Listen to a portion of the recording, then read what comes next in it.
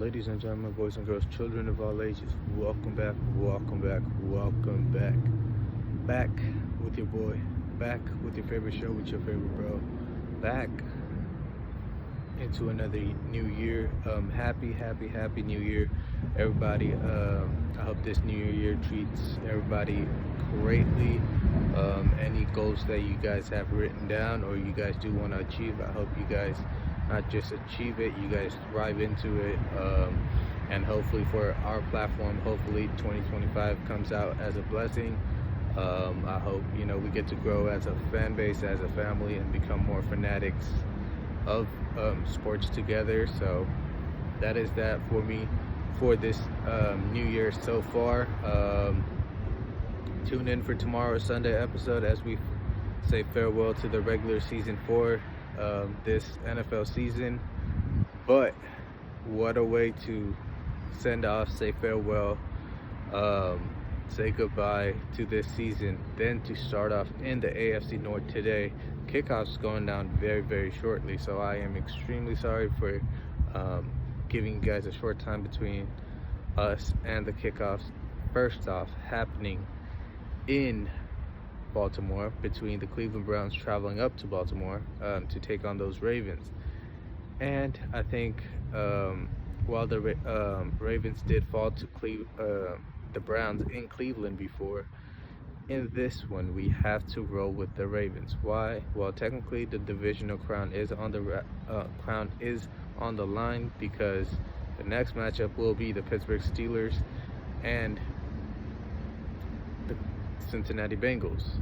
And if Pittsburgh Steelers win out on that one, anything can happen. So for that reason, I think Baltimore being at 11-5, I think they will want to get that 12th win, stay as a top seed, top 3 seed, and then progress into the playoffs with a home field advantage. For Cleveland on the other side, other than playing as a spoiler, they have nothing to play for.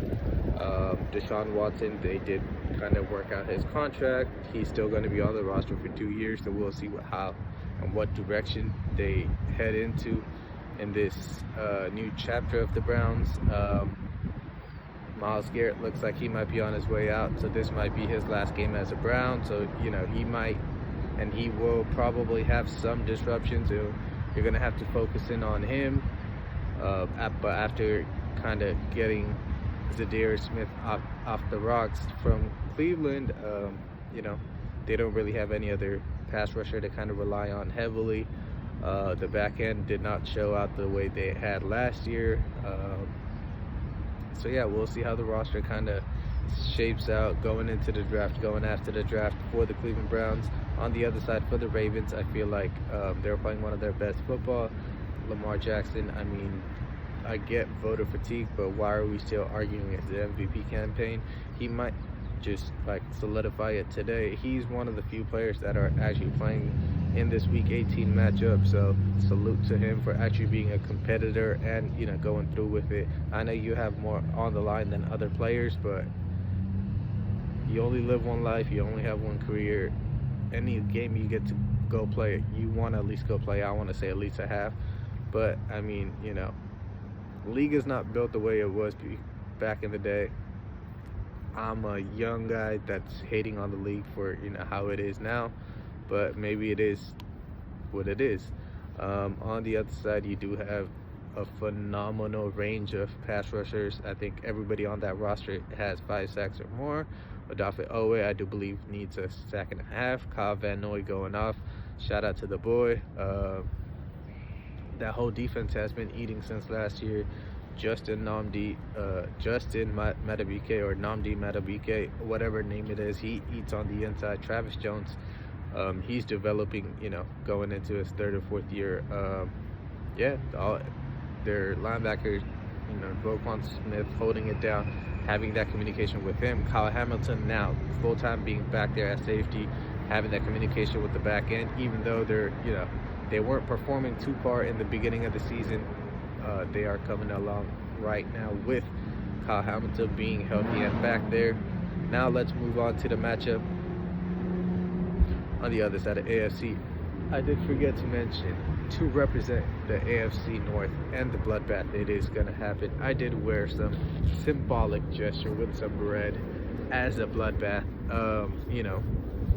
symbol. Talk about the Bloodbath symbol. Another Bloodbath coming at hand, while the Cincinnati Bengals, with possibly the Triple Crown winner, the sack leader, and the possible MVP if he wins this game against the Pittsburgh Steelers at home, and them Steelers fans going crazy with Renegade. And which way am I going to lean? First matchup, if we did kind of not catch the drift, we did go with the Ravens, and in this one we are rolling with the Steelers. While you would say, well, in this matchup, Cincinnati coming in with any and everything on the line. Steelers, they're already in the playoffs no matter what. All they have to kind of play for is seeding. They know more than likely Browns are probably going to lose to the Ravens away. Well, what does that leave them with? They have to win this out, or the Chargers move it to the 5th seed. About the Chargers, we will talk about them in tomorrow's video, not today. But they slip down to the 6th seed, then, it might be again Baltimore's Pittsburgh. Do they want that? Sure. But, you do want some easier route. Maybe you get down to 6th, you play, Houston or something.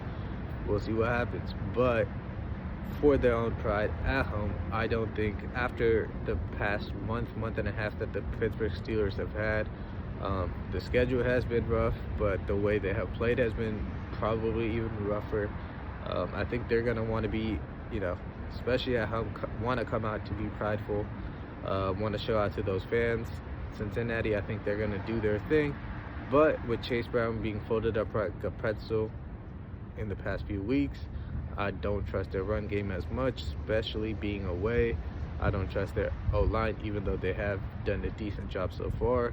Yes, the weapons will probably do their thing, but for that, Joe Burrow is going to need some time. He has had some time, but he has not faced a divisional opponent with a pass rush like a Baltimore or, Pittsburgh. So in this matchup, with the desperation that Cincinnati comes up with, I think they might keep it close. But I think Steelers, they have more to play with. They have more of a pressure, especially being at home with that fan base. Got to roll with the home field advantage. Got to roll with Renegade, and got to roll with the boy Tone Diggs in this one. And the Pittsburgh Steelers, they go into the playoffs with a little bit of momentum. Baltimore goes into the playoffs with a little bit of momentum, and if they do face off against each other, it will be again a bloodbath. Thank you guys for tuning in. I'll catch y'all tomorrow.